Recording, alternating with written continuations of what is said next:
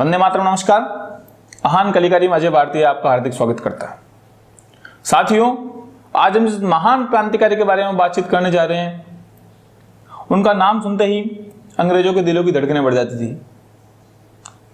लेकिन दुर्भाग्य की बात है कि उनको उनकी कुर्बानी के लिए, उनको मां भारती की प्रति समर्पण के लिए जो सम्मान भारत के अंदर मिलना चाहिए था, वो सम्मान आज तक नहीं मिला। हम बात कर रहे हैं विनायक दामोदर सावरकर की, वीर दामोदर सावरकर, जिनका जन्म हुआ था 1883 में भागूर, महाराष्ट्र में। पिता दामोदर सावरकर, माता राधाबाई। 4 भाई बहन थे। बड़े भाई गणेश दामोदर सावरकर, सेकंड नंबर पे वीर दामोदर सावरकर। दोनों भाई कट्टर देशभक्त। मां राधाबाई विनायक को बचपन से ही महान वीरों की कहानियां सुनाती थी, जिससे कि इनके मन में वीरोचित गुण उत्पन्न हो। और हुआ यही, विनायक के मन में बचपन से ही राष्ट्र प्रेम की जोरदार भावना भरी गई। जब ये 9वीं क्लास के अंदर थे, बात थी 1899 की, तो इन्होंने भाई गणेश दामोदर सावरकर के साथ मिलकर नासिक में मित्र मेला की शुरुआत की। मित्र मेला एक ऐसा क्रांतिकारी संगठन जिसके माध्यम से ये प्लान कर सके कि आखिर मां भारत को आजाद कैसे कराना है। वहां विनायक एक ही संदेश दिया करते, जिस देश के नौजवानों ने खून बहाया है, उस देश को आजादी मिली है, और भारत के नौजवानों में पानी भरा हुआ है। जब तक भारत के नौजवान खून नहीं बहाएंगे, जब तक क्रांति नहीं लाएंगे, तब तक देश को आजादी नहीं मिलेगी। बात थी 1904 की, जब ये फर्स्ट ईयर के विद्यार्थी थे। इन्होंने मित्र मेला का नाम बदलकर अभिनव भारत कर दिया। अभिनव भारत मतलब नया भारत, नूतन भारत। यह था इटली के संगठन यंग इटली की तर्ज पर। यंग मतलब युवा, नूतन, नया, उसी की तर्ज पर भारत में इन्होंने अभिनव भारत नामक संगठन की स्थापना की। यहां ये क्रांतिकारी तैयार करने का कार्य करते थे, क्रांतिकारी गतिविधियों को अंजाम देने के लिए प्लानिंग का कार्य करते थे, लठ चलाना सिखाते थे, और गोला बारूद का प्रशिक्षण कैसे दिया जाता है, वो सारे कार्य इन्होंने अभिनव भारत के माध्यम से किए। जब लॉर्ड कर्जन ने बंग भंग किया, तो बंग भंग के विरोध में स्वदेशी आंदोलन चालू हुआ, तब ये पहले व्यक्ति थे जिन्होंने विदेशी वस्तुओं की होली जलाई, और इस कारण से इनको पूना के फर्ग्यूसन कॉलेज से निष्कासित कर दिया गया। उस समय श्यामजी कृष्ण वर्मा, जो गुजरात के उद्योगपति थे, उनके द्वारा लंदन में इंडिया हाउस स्थापित किया गया था। ये उसके माध्यम से प्रतिवर्ष 6 विद्यार्थियों को फेलोशिप दिया करते थे, छात्रवृत्ति, 1000 रुपए प्रति विद्यार्थी जो छात्रवृत्ति दी जाती थी। विनायक दामोदर सावरकर उस फेलोशिप के माध्यम से लंदन गए और वहां बैरिस्ट्री की पढ़ाई चालू की। ये वहां बैरिस्ट्री की पढ़ाई तो करने गए थे, लेकिन इनका मूल मकसद था क्रांतिकारी गतिविधियों को अंजाम देना। इंडिया हाउस के माध्यम से जो भी भारतीय व्यक्ति, भारतीय युवा लंदन जाता था, उसको ये क्रांति की कार्यों में जोड़ने का कार्य करते थे। उसके मन में मातृ प्रेम का भाव जागृत करने का ये कार्य करते थे। इन्होंने लंदन में एक फ्री इंडिया सोसाइटी की भी स्थापना की थी। उस समय आर.सी. मजूमदार, जो इतिहासकार थे, इतिहासकार आर.सी. मजूमदार, उन्होंने लिखा था कि जो 1857 का विद्रोह था, जिसे हम लोग क्रांति कहते हैं, 1857 की क्रांति, वो कोई क्रांति नहीं थी, वो एक विद्रोह था, वो एक सिपाही विद्रोह था, वो राजाओं के द्वारा किया गया विद्रोह था, और न ये भारत का प्रथम स्वतंत्रता संग्राम था। ये बात कही थी आर.सी. मजूमदार साहब ने। तो उसके प्रत्युत्तर में वीर दामोदर सावरकर ने एक किताब लिखी थी, first war of Indian independence. First war of Indian independence. इसमें इन्होंने लिखा 1857 का विद्रोह नहीं, वो एक क्रांति थी, वो भारत का प्रथम स्वतंत्रता संग्राम था।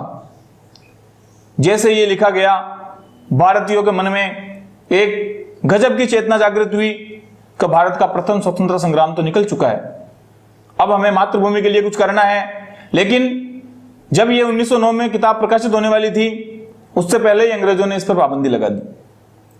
फिर वीर दामोदर सावरकर ने वीक वीक पेपर्स और स्कोर्स के माध्यम से इस किताब की पंक्तियों को लोगों तक पहुंचाने का कार्य किया और इसमें काफी मदद की थी मैडम भीकाजी कामा ने। मैडम भीकाजी कामा ने इस कार्य को बखूबी किया और लोगों में जन जागृति लाने का अद्भुत कार्य किया। बात थी 1910 की, जब भारत के अंदर नासिक के कलेक्टर जैक्सन की हत्या कर दी गई। जैक्सन की हत्या में इनके बड़े भाई गणेश दामोदर सावरकर का भी हाथ था। जो पिस्टल काम में ली गई थी जैक्सन की हत्या के लिए, वो पिस्टल भिजवाई थी लंदन से वीर दामोदर सावरकर ने। आपको मैं बता दूं, जब गांधी जी साउथ अफ्रीका से लंदन गए थे केस के सिलसिले में, तब गांधी जी वहां पर वीर दामोदर सावरकर से मिले थे इंडिया हाउस के अंदर। जब जैक्सन की हत्या हुई तब वीर दामोदर सावरकर को जब लंदन से पकड़कर भारत लाया जा रहा था तो फ्रांस के तट पर ये समुद्र में कूद गए और फ्रांस के तट पर आ गए। लेकिन जिस फ्रांसीसी सैनिक ने इनको पकड़ा वो अंग्रेजों का पिट्ठू था और उसने वापस इनको अंग्रेजों को सुपुर्द कर दिया। वीर दामोदर सावरकर कभी मौत से नहीं डरे थे। समुद्र में कूदने से पहले इन्होंने सोचा नहीं था कि मैं जिंदा बचूंगा या नहीं, लेकिन हौसला इतना था, मातृभूमि की सेवा का जज्बा इस कदर था, मां भारतीयों को गुलामी की बेड़ियों से आजाद कराने का जज्बा इस कदर का था, तो इन्होंने मौत की कभी परवाह नहीं की। इनको भारत लाया गया और अंडमान निकोबार की सेलुलर जेल में भेज दिया गया, जिसे काला पानी की सजा कहते हैं। 52 नंबर कोठरी में इनको रखा गया था। इन्होंने वहां पर हिंदुत्व के बारे में खूब विचार किया और एक किताब भी लिखी, हिंदुत्व। वहां पर इन्होंने अपनी कोठरी में 8 से 10 हजार पंक्तियां कंठस्थ की थी। कभी अपने नाखूनों का इस्तेमाल करके, कभी पत्थर का इस्तेमाल करके पूरी कोठरी के अंदर हिंदुत्व की पंक्तियां लिख दी थी। जब 1924 में इनको रिहा किया गया, इनको रिहा करने की वजह थी कि इन्होंने समय याचना की थी गवर्नर जनरल से। जैसे आज राष्ट्रपति जी के पास में समय याचना भेजी जाती है, उस तरीके से इन्होंने भी समय याचना भेजी थी। अब कुछ जो भारत के विद्वान हैं वो उस समय याचना को इनकी कायरता कहते हैं, जबकि आप खुद समझ सकते हैं वो कायरता नहीं थी, वो बुद्धिमानी थी। यदि ये कायर होते तो समुद्र के अंदर नहीं कूदते, यदि ये कायर होते तो हर बार मौत को गले नहीं लगाते। लेकिन उस समय इन्होंने बुद्धिमानी समझी, क्योंकि ये बात अच्छी तरह से समझते थे पूरी जिंदगी अब काला पानी की सजा में ही कटनी है, अब आगे का जीवन मेरा कैसे न कैसे करके मां भारती के लिए काम आ सके, मां भारती की सेवा में समर्पित हो सके। तो इन्होंने बुद्धिमानी का परिचय देते हुए समय याचना पत्र लिखा और 1924 में इनको आजाद कर दिया गया। जो इन्होंने हिंदुत्व की व्याख्या की थी उसके लिए उसमें इन्होंने लिखा था कि हिंदुस्तान है, जो इसे अपनी मातृभूमि समझता है, पुण्य भूमि समझता है, वही यहां रहने लायक है। मतलब जो भारत को अपनी मातृभूमि या पुण्य भूमि नहीं समझता है वो यहां से जा सकता है। इन्होंने काफी समाज सुधार के काम किए, इन्होंने समानता पर बल दिया, इन्होंने भेदभाव पर जमकर प्रहार किया, इन्होंने जातिवाद पर जमकर प्रहार किया। 1937 में ये हिंदू महासभा के अध्यक्ष बने।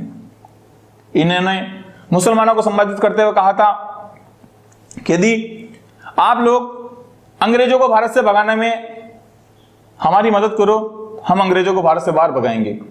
यदि आप अंग्रेजों को भारत से बाहर भगाने में हमारी मदद नहीं करोगे तब भी हम भारत माता को आजाद कराएंगे। इन्होंने कहा कि यदि आप अंग्रेजों के साथ रहोगे तब भी हम भारत को आजाद कराएंगे, मां भारती को आजाद कराएंगे। मतलब इनके कहने का स्पष्ट था, चाहे कुछ भी हो जाए मां भारती को आजाद कराना ही है। बात थी 22 जुलाई 1940 की। सुभाष चंद्र बोस जैसे महान व्यक्तित्व इनसे मिलने आए थे।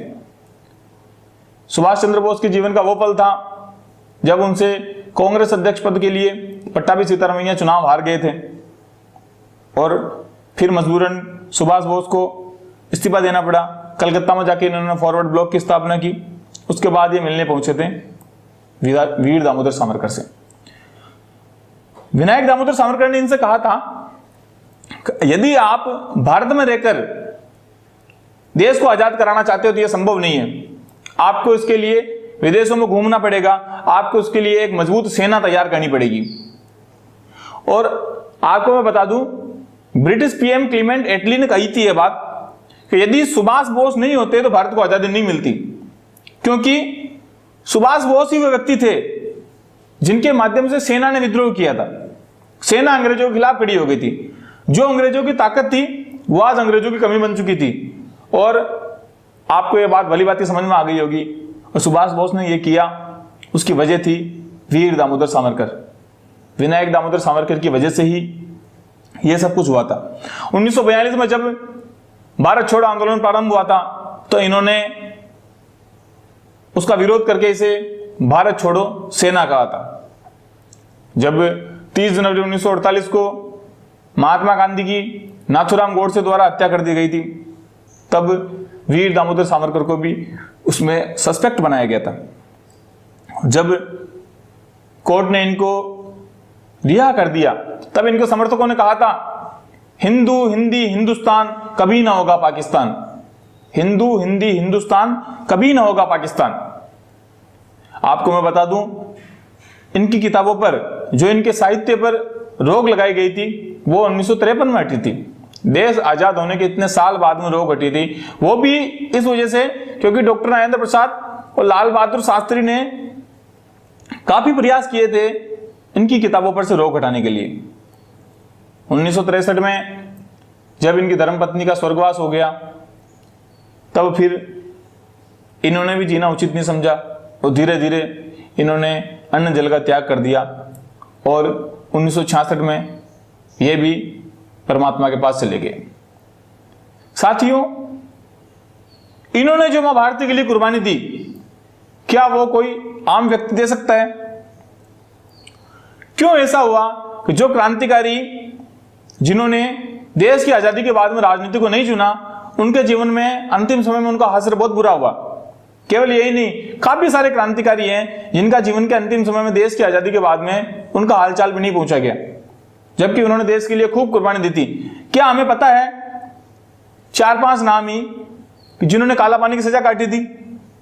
नहीं पता। हमें तो यह भी नहीं पता काला पानी क्या होता है। काला पानी की जब 52 नंबर कोठरी में इनको रखा गया था, तब इनके मस्तिष्क में यही बात चल रही थी कि कैसे न कैसे करके मुझे यहां से बाहर निकलना है, क्योंकि जिसने भी वहां से भागने की कोशिश की उसको मारा गया और वहां से भागना संभव नहीं था। और वहां पर एक दिन काटना ऐसा लगता है जैसे मैंने कोई पूरा जीवन काट लिया। उम्मीद करता हूं वीर दामोदर सावरकर के जीवन से आपको कुछ प्रेरणा मिली होगी, आपको कुछ सीखने को मिला होगा। यदि हम भारतीय महान क्रांतिकारियों के बारे में, जिन्होंने अपने जीवन का सर्वस्व मां भारती के चरणों में अर्पित कर दिया, यदि हम उनके बारे में कुछ जान सकें, उनके लिए कुछ कर सकें, तो यही उनके प्रति अपनी कृतज्ञता होगी। बाकी तो जैसा आज तक चला आ रहा है वैसा चलेगा। धन्यवाद। जय हिंद, जय भारत।